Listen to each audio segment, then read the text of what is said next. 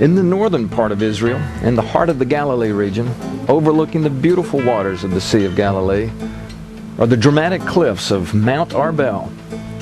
It's a mountain that reminds us every day of the story from history of a great tragedy and the call from Jesus for us to be a people of great prayer.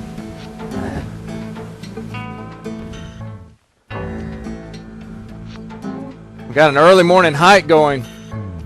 We're still in the Sea of Galilee region. In fact, when we get to the top of this hill, this Mount Arbel, we're going to have a pretty spectacular view. It's supposed to be 1,250 feet below us, the Sea of Galilee. Can't wait to see what it looks like. The wind always seems to blow on top of Mount Arbel, and that's a wind that will remind us the entire time we're here that we'd better be careful, for this dramatic view comes with a very real danger.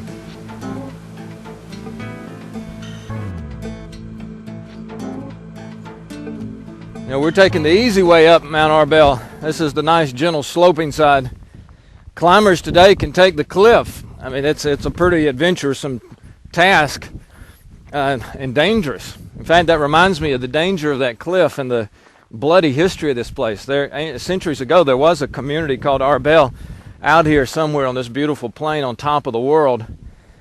And army after army, Josephus tells us about an army.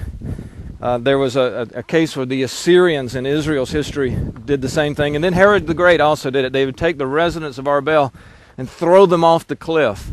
In Herod the Great's case, he had those Roman soldiers lowered in baskets, and the people were hiding in caves on the cliff, and they literally fished the people out of the caves and threw them to their death. Isaiah talks about a land of the valley of the shadow of death. I mean, it almost rings of Psalm 23, but Isaiah talks about it. And you have to wonder if maybe he was thinking about all the blood shed down the cliffs of Arbel.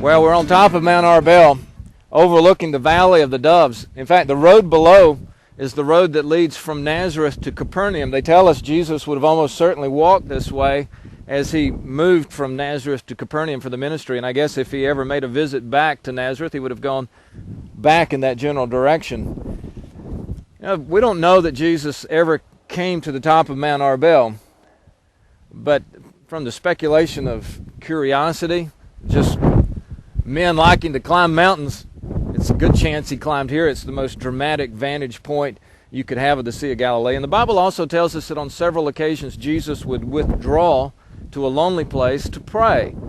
And I can't think of a better place that he might have come than the top of this mountain, because he could overlook his entire ministry.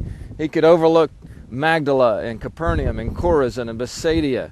He could overlook the fishermen that he was about to call to be his disciples. Luke tells us he stayed up all night one night in prayer, wanting to be sure he had the right 12 chosen out of the hundreds of potential disciples that would follow him. Why not here? Why not at least remember that Jesus prayed in some lonely places, and he went to a lot of trouble to be in that secluded place to pray? And to me, it's like this. This place combines both the history of great danger, the cliff here of where people were thrown to their deaths, and also the idea that Jesus prayed, and he went to lonely places. He loved the mountains to pray from. It reminds me that we must be a people of prayer for a people who are in great danger. Maybe the people around us aren't in danger of being thrown off a cliff, but they're in danger. And we are the people of God who can make a difference by simply being on our knees before the God who can save them.